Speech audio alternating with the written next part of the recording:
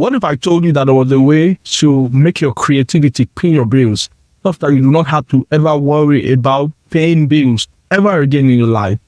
What if you're in a place where you have great ideas and the only thing stopping you is the funding, is the cash, is the money, is the resources to facilitate that project or that idea that you have? Well, today I'm going to show you just the exact formula that you need to be able to go from idea to cash flow by making your creativity pay your bills.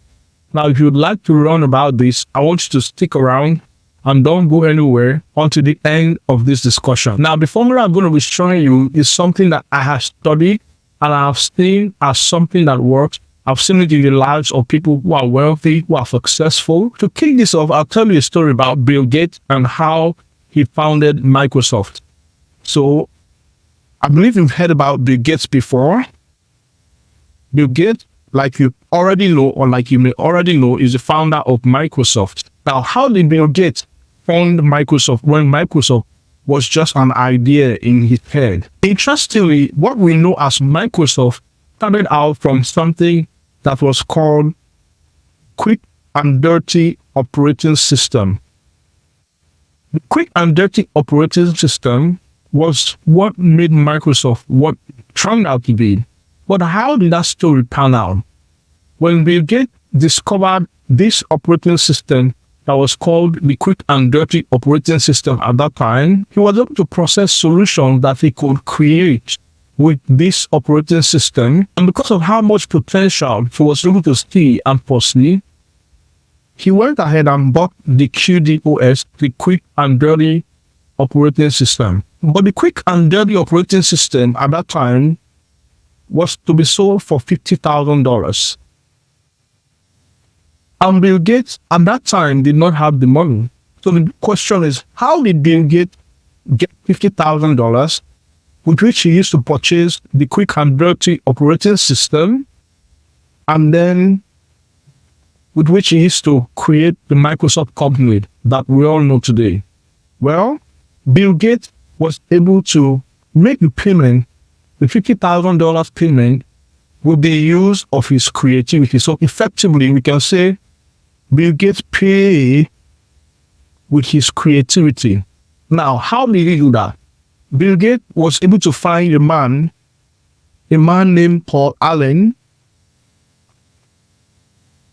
and Bill Gates was able to communicate his vision to this guy, and Bill Gates got this guy to believe in his vision, and because of that, Bill Gates got this guy to give him the $50,000.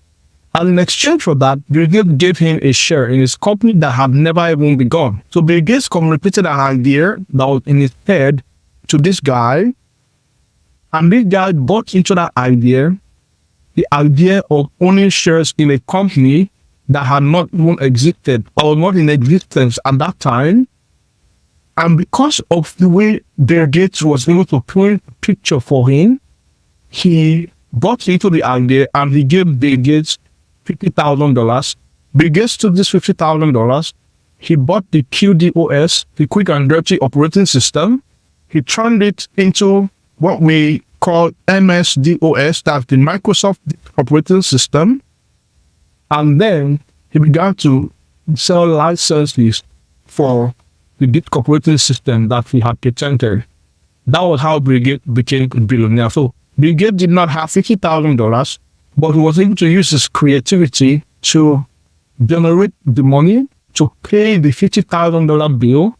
And by virtue of that, he became one of the wealthiest men in his time. Now, that is a very, very interesting story. And from that story, we're going to pull out some principles that will teach you and that will show you how to make creativity pay your bills, or how to pay your bills according to your creativity. Myron Golden always says something, and I love it so much whenever he says it. He says, rich people pay for things according to their creativity, but poor people pay for things with money that they have exchanged their time for. And that is why for poor people, everything always looks expensive. One of the reasons why everything looks expensive for poor people is because whenever they are buying something, let's say they are buying a car, worth $40,000. Let's say this car is worth $40,000. When a poor man sees this price tag on a car, what comes to his mind is the fact that to earn 40,000, he would need to work for at least 6 months in a year. Maybe let's assume this man earns $40,000 per year. If he earns $40,000 per year, when he sees this price tag on a car, he immediately thinks, is this car worth a year of my life? But when a person who understands how to make creativity pay their bills sees something like this, think of what they can create, what they can sell, what problem they can solve that would generate this kind of money for them so that they can pay for whatever they want. Now, have you ever desired to be able to fund the kind of life that you want to live? Have you ever desired to be able to pay for the kind of vacations you want to go? Have you ever desired to become so wealthy that you don't care how much anything costs? You just know that this thing is within your reach because your creativity can pay the bills. Well, the formula I'm going to be sharing with you is going to show you exactly how to do that. Now, the formula I'm going to be sharing with you today is what I call TED formula. Now, before we go into the TED formula, there's something that we need to do. We need to define what creativity means, because with the TED formula, you're able to create things that will generate money for you. You're able to create things with which you can pay bills, right? Formula cannot be understood without understanding what creativity is. Now, I have about 6 to 7 definitions of creativity that will help you understand what creativity actually is and how you can profit from your creativity. But in today's discussion, I'm going to share one. And so the definition of creativity that I'm going to be sharing with you today is the ability to create. Ability to create. Many people think that being creative is all about having good ideas, having fantastic ideas, having wonderful ideas, but that could not be further from the truth. Even though having ideas is a part of the creative process, until you turn those ideas into tangible and veritable creations, the creative cycle is not complete. For example, when a woman takes initiative and gets pregnant with a human child, until that woman takes that child to term and delivers that child in a tangible way for the world to experience, her procreation cycle is not yet complete. And so in much the same way, until you go from idea to creation, your creativity cycle is not yet complete. And that's why I believe one of the most fundamental definitions of creativity is the ability to create. So, creativity is the innate ability to create that you have in you. Now, if you can make creativity pay your bills, it makes sense to understand what creativity is. And I've just told you that creativity is the ability to create. Now that we know that creativity is the ability to create, what should you be creating in order to have that experience where creativity pays your bills? Now, this is a very important question because many people go about creating things that people don't learn. They go about creating things that only they and their mother want. And that's why many creatives are broke. If you're listening to this today and you know that you're a creative person, you have a gift, you have a skill, you have a talent, you have some experience that you know can be valuable to someone out there, I have one piece of advice for you. Don't create things that you just hang as a decoration on your shelf. Create things that people want. If you end up creating things that you only hang on your shelf, things that only you and your relatives would appreciate, you end up being a broke creative. But when you create things that people want, you're able to make that creativity of yours pay your bills. Now, my TED formula has 4 steps. The first step, pictures. The next step is emotions. The next step is product. And then the 4th step is opportunities. Now, these are the 4 steps to create in a way that will make your creativity pay your bills. You want to know how to create pictures, You want to know how to create emotions. You want to know how to create products. You want to know how to create opportunities. And I'm going to explain it very quickly in this conversation.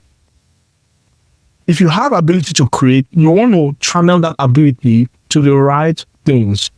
If you want that ability to generate cash flow for you. And the first thing you want to be able to create pictures with your words.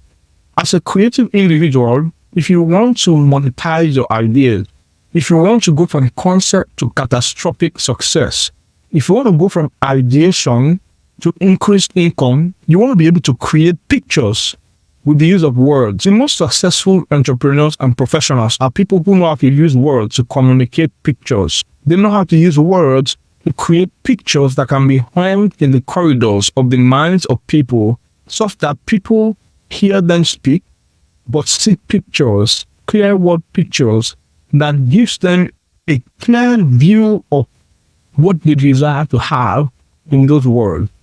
When you're able to do this, you're able to communicate to people in a way that will cause them to respond. And that was one skill that Bill Gates had, and that was what he leveraged with Paul Allen, that caused Paul Allen to give him $50,000, even when he had no company set up at the time. The next thing you want to be able to create is emotions. You want to be able to create a desire in people, even when you don't have a physical product. And here the mistake most creators make. They ignore this too, and they jump to create product. They try to create a product without first thinking of ways that they can paint these pictures to people in a way that will stir up emotions in them. The reason why these two steps are important is because when you create pictures in the minds of people, even when you don't have any product, it will cause them to desire what you have, even when you've not created a product. And people really know how to use this strategy very well. They're able to make lots of money even before creating any product, any tangible product. So you want to be able to create pictures. You want to be able to stir up emotions in the mind and in the hearts of people that will cause them and stir them into action, that will cause them to want to be part of what you're creating, what you're building. You want to also be able to create product. In fact, when you're able to do this too very well, you'll be able to attract the right team members to yourself, and you'll be able to attract the right market. You'll be able to penetrate the right market. When you have this in place, you can now develop the product with your creativity. Mind you, at these different levels, you are using your creativity to generate these pictures, to stir up these emotions, to create these products. And then with your creativity, you use it to create opportunities. Opportunities for what? Opportunity to exchange value. Opportunity to trade your solution, to trade your product for people's money. And that is where selling comes into play. When you are able to get your pictures, create the right pictures for people by the use of words that can be hung in the corridor of the minds of people, and then you are able to stir up the right emotions in them, trigger the desire in them, and then you are able to create the right product that will fulfill the pictures and the emotions that you have stirred up already. You find it easy to create opportunities that will help people exchange their monies for the solution that you've created and for the emotions that you've triggered in them to be fulfilled. The problem most people have is that they don't want to run the different steps. In fact, they don't even know that these steps exist. And so they focus on building a product or creating a product that nobody wants, only them and their mother. And so they get frustrated and they say, oh, nobody wants to buy my thing. Oh, nobody likes me. Oh, I've tried this thing and it doesn't work. But if you study the way other wealthy people do their thing and you follow this step formula that I've just showed you, pictures, emotion, product, and opportunities, you'll find out that you'll be able to manifest your creativity. You'll be able to profit from your creativity. You'll be able to make creativity pay your bills. Thank you for listening to this. I believe you found value in listening to it. I encourage you to share this, like, comment, subscribe if you found this valuable, and watch out for my next episode. Thank you once again, and have a good one. Bye.